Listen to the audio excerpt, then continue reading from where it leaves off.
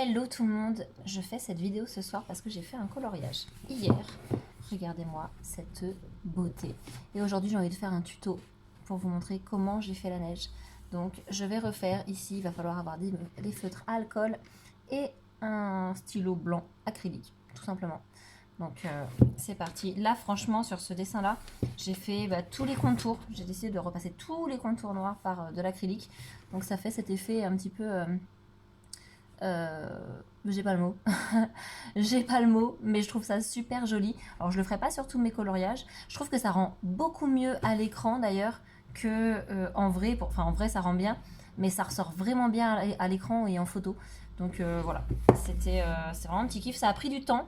Maintenant je suis plus, ça me dérange plus de faire un coloriage sur 1, 2, 3, 4 jours. Donc en vrai voilà, il m'a pris plusieurs jours et c'est pas très grave. Donc c'est parti, on se fait ce tutoriel avec la neige. Donc j'ai toujours pas reçu mon trépied pour faire mes nouvelles vidéos. Donc comme d'habitude, ce sera filmé à l'envers, mais c'est pas grave, je vais vous faire les explications et vous comprendrez tout parce que vous êtes au top. Ok, c'est parti, je vais déjà dessiner ma base. Alors on va imaginer, j'en sais rien moi, que la neige elle fait ça.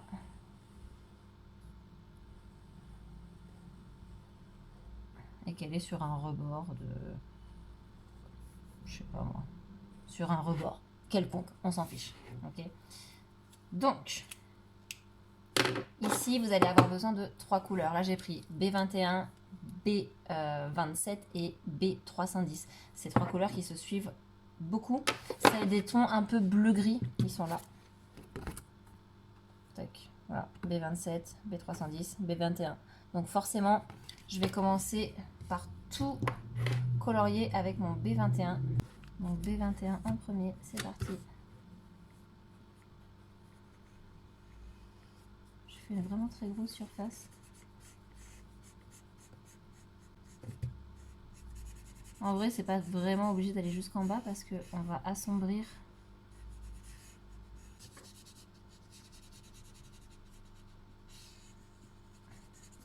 Hop. Ensuite, le B27. Donc, je remonte.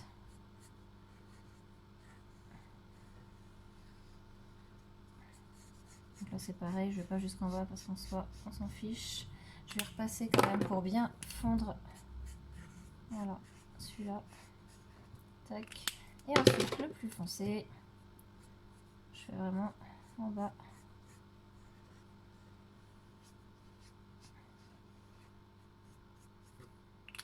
Et là, je fonds à nouveau ma couleur.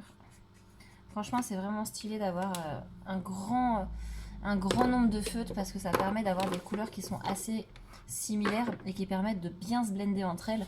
Donc là, vous voyez déjà, rien que là, c'est super joli, ça donne du relief, c'est vraiment stylé. Hop. Là, il manque plus grand chose en vrai, il manque simplement votre stylo blanc. Donc là, j'ai un Posca, Posca blanc. Et après, on va repasser autour, enfin les contours. Donc là, c'est un peu la partie qui est un peu plus longue parce que il faut repasser les contours et il faut que ça prenne bien. J'avoue que là, je les repasse alors que j'ai pas attendu que ce soit très très sec. Alors ce papier, il est pas du tout fait pour les feutres à alcool. Ça déborde de dingue, mais c'est pas grave, ça fait l'ombre en fait en dessous du trait. Donc en vrai, ça m'arrange parce que dans tous les cas, l'ombre, il faudrait la faire après. Pourquoi ce feutre n'est absolument pas opaque? C'est un délire. Bon, c'est pas très grave. Hop. C'est comme si j'avais absolument rien fait. Tout va bien. En fait, le papier boit mon Posca.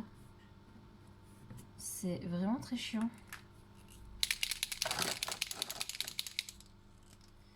Vraiment très chiant.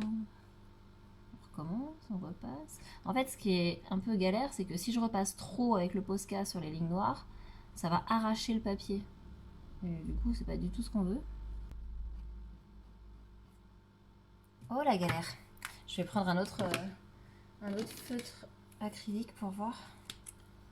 Alors j'ai pris autre chose.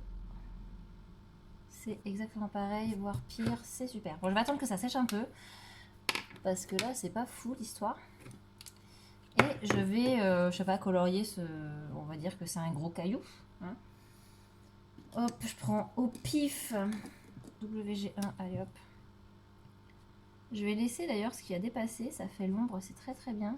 Franchement, ça me convient à fond, parce que sinon il aurait fallu que je la fasse, donc dans tous les cas. Alors je vais pas tout colorier, hein, c'est vraiment...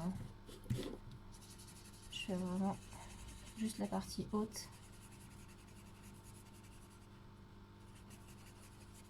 Voilà, ça ira bien. Hop. Donc là j'ai pris quoi, WG1. Je vais prendre une teinte un petit peu plus foncée, WG4 par exemple. Voilà.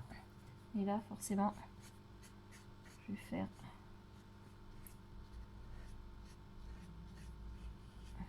comme prévu.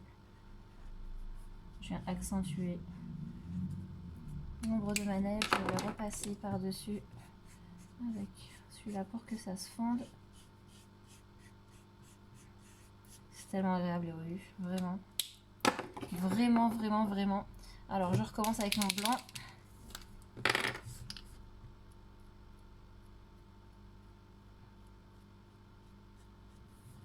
un peu mieux.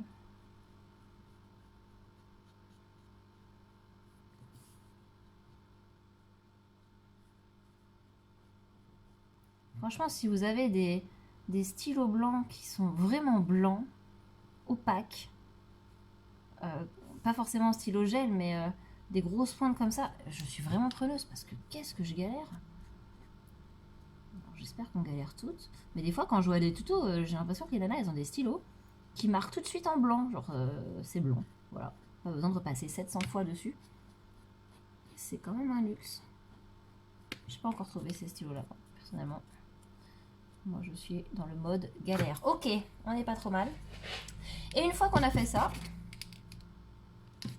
la pointe n'est plus blanche. Une fois qu'on a fait ça, alors attendez, je vous montre où est-ce qu'on en est. Franchement c'est trop beau, ça fait somptueux. J'aime trop. Moi j'utilise vraiment très peu le blender.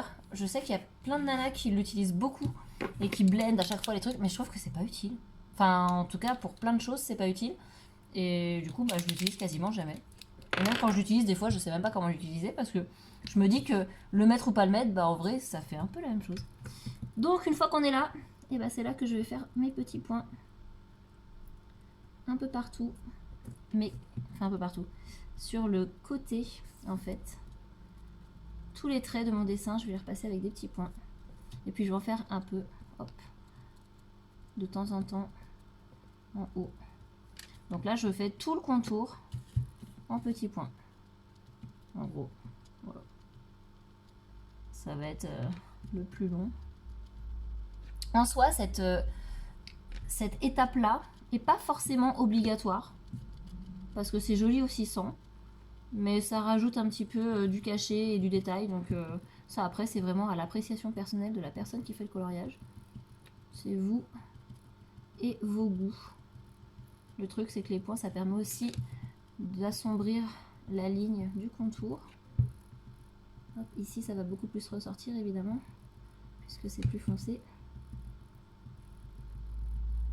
Mais vraiment ce dégradé sur le bas de la neige et avec l'ombre, ça rend vraiment cette profondeur, c'est vraiment joli, ça fait vraiment du relief.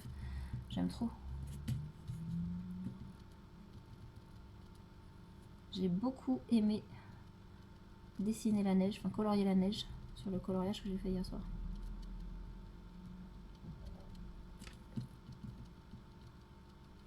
Hop, on arrive au bout.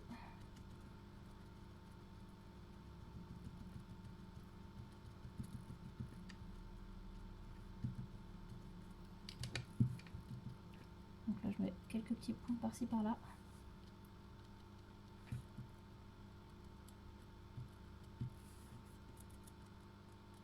Alors les petits points, ne les mettez pas toujours espacés du même espace. Faites des tout petits points tout à côté, faites des points un petit peu plus gros, d'autres un petit peu plus petits. Ça donne aussi du contraste et c'est joli. Waouh, mon trait il ressort vraiment vraiment beaucoup, enfin c'est fou. C'est vraiment, je pense que c'est vraiment le papier qui fait ça. Hop, et voilà. Et on a fini.